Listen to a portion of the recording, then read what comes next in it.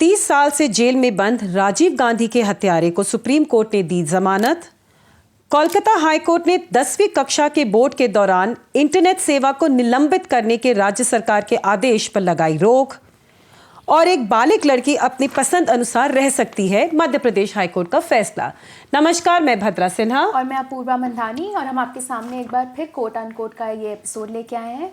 जैसे कि आप जानते हैं, इस शो पर हम आपको पिछले हफ्ते हुई बड़ी कोर्ट की खबरों के बारे में बताते हैं। इस हफ्ते हमारे पास आपके लिए सबसे पहली खबर आ रही है सुप्रीम कोर्ट से। बहुत ही बड़ा केस है ये। दरअसल सुप्रीम कोर्ट ने बुधवार को पूर्व प्रधानमंत्री राजीव गांधी की हत्या में दोषी पाए गए परारीवलन को 32 साल के बाद बेल दे दी है। परारीवलन इस समय भी पैरोल पर बाहर है। उनको इससे पहले 3 बार पैरोल मिल चुकी है। अब पूरा मामला ऑफकोर्स आप समझ रहे हैं, 32 साल बाद उन्हें बेल मिली है, तो काफ़ी घुमाव फिराव से ये पूरा मामला इतने सालों से चल रहा है। इनफैक्ट आपको बता दूं कि परारीवलन को भी मौत की सज़ा के बाद 23 साल तक इंतज़ार करना पड़ा था। उसके बाद सुप्रीम कोर्ट ने 2014 में उनकी मौत की सज़ा को आजीवन कारावास में बदल दिया। ये देखते हुए कि एक के बाद एक सरकारों ने 11 साल लगाए उनकी जो दया याचिका थी, मर्सी पिटिशंस थी, उन पर फैसला लेने में। इसके बाद उन्होंने मद्रास हाईकोर्ट को, परारीवलन मद्रास हाईकोर्ट के पास गए। उन्होंने मद्रास हाईकोर्ट से अपनी सज़ा माफ़ करने की गुहार लगाई, लेकिन मद्रास हाईकोर्ट ने इनकार कर दिया, जिसके बाद अब वो सुप्रीम कोर्ट में आए हैं। अब सुप्रीम कोर्ट के सामने कुछ और पेचीदा मामले भी हैं इसमें, जो भद्रा आपको और बता पाएंगे उसके बारे में, लेकिन फिलहाल कोर्ट ने उनको इस केस में बेल दे दी है 32 साल बाद। दरअसल जब ये मामला सुप्रीम कोर्ट में 2016 में पहुंचा पूर्वा, तो जो पेचीदा मामला, जो एक लीगल क्वेश्चन जो सुप्रीम कोर्ट के सामने ये आया कि परारीवलन को दया माफ़ी जो आपने बताया, वो दरअसल कौन दे सकता है? क्या राज्य सरकार, जो तमिलनाडु की सरकार है, वो दे सकती है या केंद्र सरकार?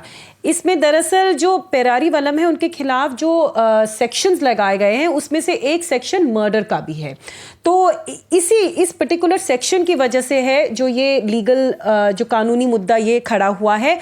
उसके बारे में बताने के पहले आपको बस यही बताना चाहूँगी कि सुप्रीम कोर्ट ने पिछले हफ्ते इनको बेल क्यों दी। सुप्रीम कोर्ट ने अपनी बेल में देते वक्त इस चीज़ को ऑब्जर्व किया कि परारीवलन जो है 32 साल से जेल में कैद हैं और इसी दौरान उनको 3 बारी पैरोल भी मिल चुका है।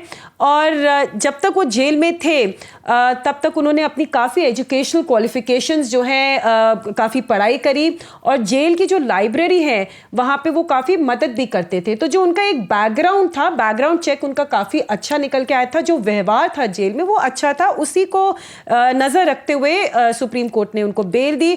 और पैरोल के दौरान जब वो बाहर आए जेल से, उस दौरान भी उनके खिलाफ कोई मुकदमा, नया मुकदमा जो है वो लागू नहीं हुआ। तो यही चीज़ें मद्देनजर रखते हुए सुप्रीम कोर्ट ने उनको बेल दी।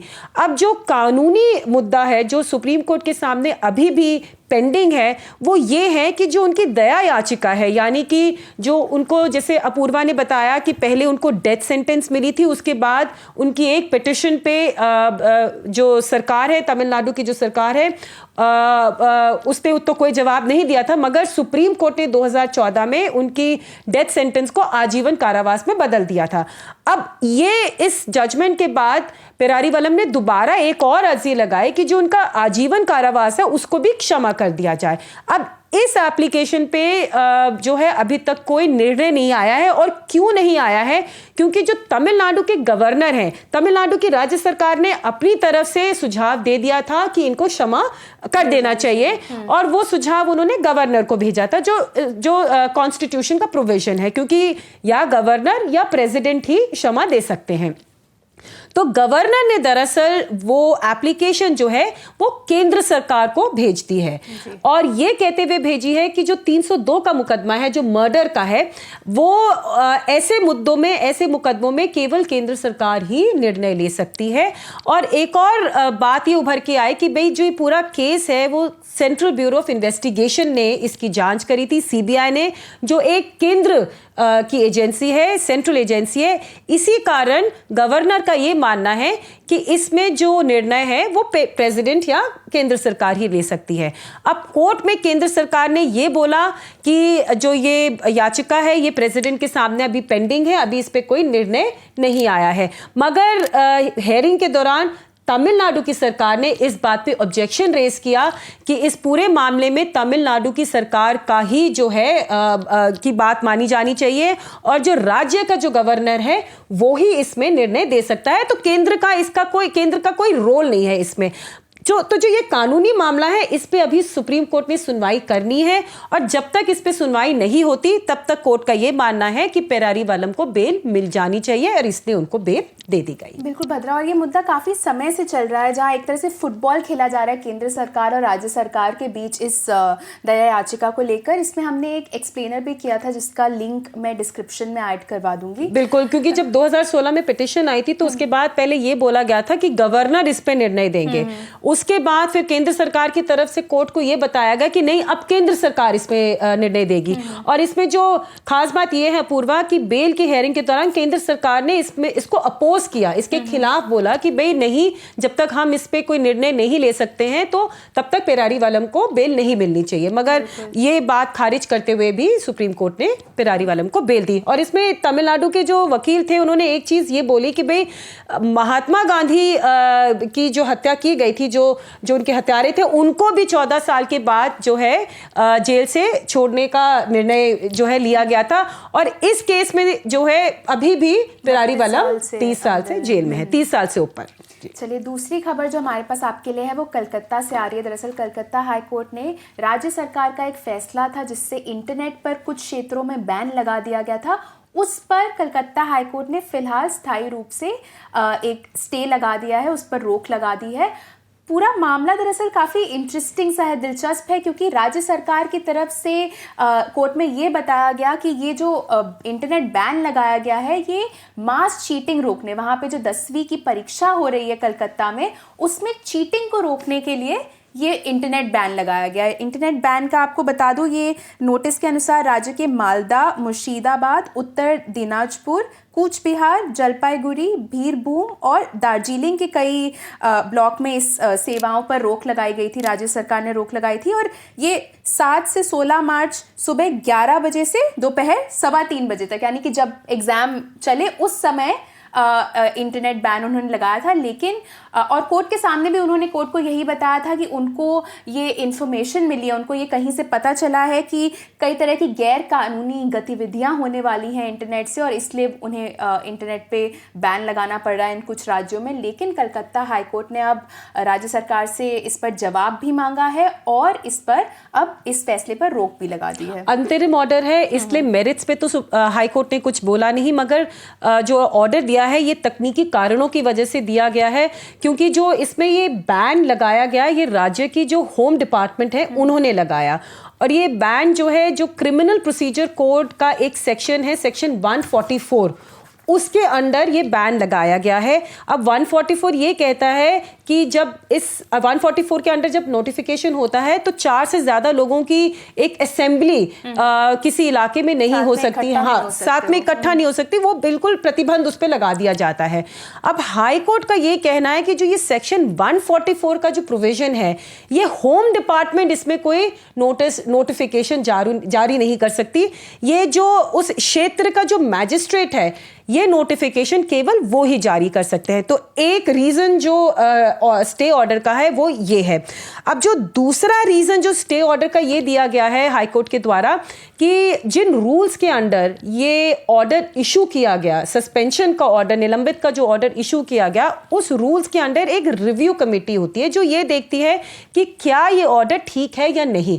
अब जो रिव्यू कमेटी ने इस केस में जो अपना रीजन दिया ये कहने के लिए कि हाँ ये ऑर्डर ठीक है, उन्होंने चीटिंग की बात करी, मगर जो होम डिपार्टमेंट का ऑर्डर है उसमें इस बात बारे में कुछ नहीं कहा गया। कानूनी गतिविधियों हाँ, इसके मतलब बिल्कुल उनके ऑर्डर में कुछ नहीं लिखा गया था। कोर्ट में उन्होंने जरूर बोला था मगर अपने ऑर्डर में नहीं लिखा था।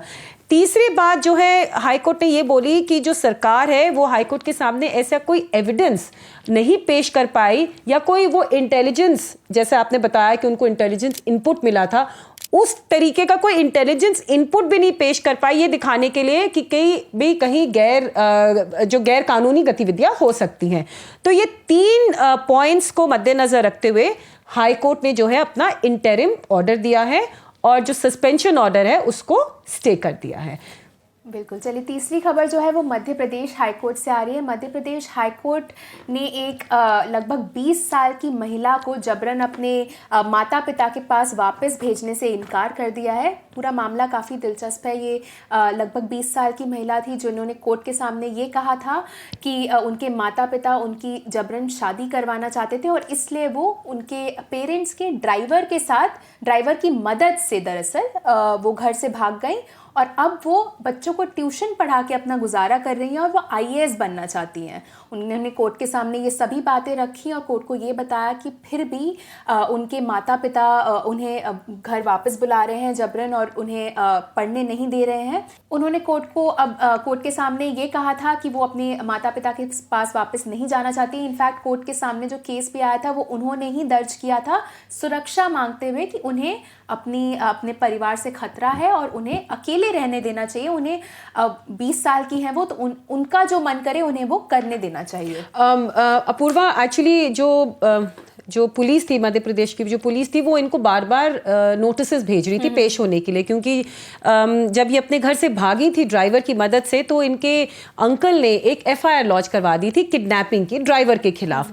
तो उसी केस की इन्वेस्टिगेशन के लिए जो है पुलिस ने इनको नोटिसेस भेजने शुरू किए। इसी वजह से उन्होंने मध्य प्रदेश हाईकोर्ट में अपनी याचिका डाली और प्रोटेक्शन मांगी और उन्होंने ये बोला कि मेरे को एक तरीके से हैरेस किया जा रहा है। मैं अडल्ट हूँ, मैं अपनी मर्जी से कहीं पर भी रह सकती हूँ और मैं वाराणसी में बिल्कुल ठीक हूँ। और ये पूरी हेयरिंग वीडियो कॉन्फ्रेंसिंग के द्वारा की गई थी। लड़की जो है वो लखनऊ से अपने लॉयर के साथ पेश हुई थी और जो पेरेंट्स हैं वो कोर्ट के सामने पेश हुए थे और लड़की ने बिल्कुल स्पष्ट रूप से कोर्ट को ये बोला कि मैं अपने माता पिता के सामने अब तभी आऊंगी जब मैं पढ़ लिख के आईएएस ऑफिसर बन जाऊंगी। तो माता पिता जो थे उन्होंने कोर्ट के सामने ये गुहार लगाई कि भाई इसने भाग के जो है शादी कर ली है, क्योंकि लड़की ने दरअसल बनारस पहुंचने के बाद एक फोटोग्राफ भेजी अपने पेरेंट्स को जिसमें उन्होंने अपनी मांग में सिंदूर लगाया हुआ था। तो मगर जब कोर्ट ने इस लड़की से पूछा कि क्या वाकई में आपने शादी करी, तो उन्होंने ये बोला कि नहीं, मैंने तो ये फोटोग्राफ अपने माँ बाप को इसलिए भेजी थी ताकि अब वो मुझे परेशान करना छोड़ दें। मैंने शादी नहीं करी है, मैं बनारस में बच्चों को पढ़ा रही हूँ और अपना गुजारा कर रही हूँ और उसी पैसे से मैं अपनी आगे की पढ़ाई कर रही हूँ ताकि मैं एक आईएएस ऑफिसर बन सकूं। तो उसकी बात सुनने के बाद कोर्ट ने अपने ऑर्डर में यही लिखवाया कि लड़की जो है ये अब नाबालिग नहीं है, इसलिए ये अपनी मर्जी से जहां रहना चाहे रह सकती हैं। और जो एफआईआर है, जहां तक एफआईआर की बात है, जो उसके पेरेंट्स ने रजिस्टर करवाई थी, उसको लेके कोर्ट ने मध्य प्रदेश की पुलिस को बोला है कि भाई आप इसमें अपनी इन्वेस्टिगेशन जो है वो जारी रखें और अगर आपको लगता है कि इसमें वाकई में कुछ गलत हुआ है, मतलब कि अगर लड़की को वाकई में किडनैप किया गया है, तो उसमें पुलिस को अपनी कार्रवाई आगे करनी चाहिए और जिसको अरेस्ट करना है उनको अरेस्ट कर लेना चाहिए। तो अपूर्वा, इस हफ्ते के लिए काफ़ी है मेरे ख्याल से। बिल्कुल भद्रा, हमारा ये एपिसोड देखने के लिए आप सभी का बहुत बहुत धन्यवाद। हमें इसी तरह से सपोर्ट करते रहें। हमारे यूट्यूब चैनल को ज़रूर सब्सक्राइब करें और हमें ट्विटर, इंस्टाग्राम और फेसबुक पर फॉलो करें।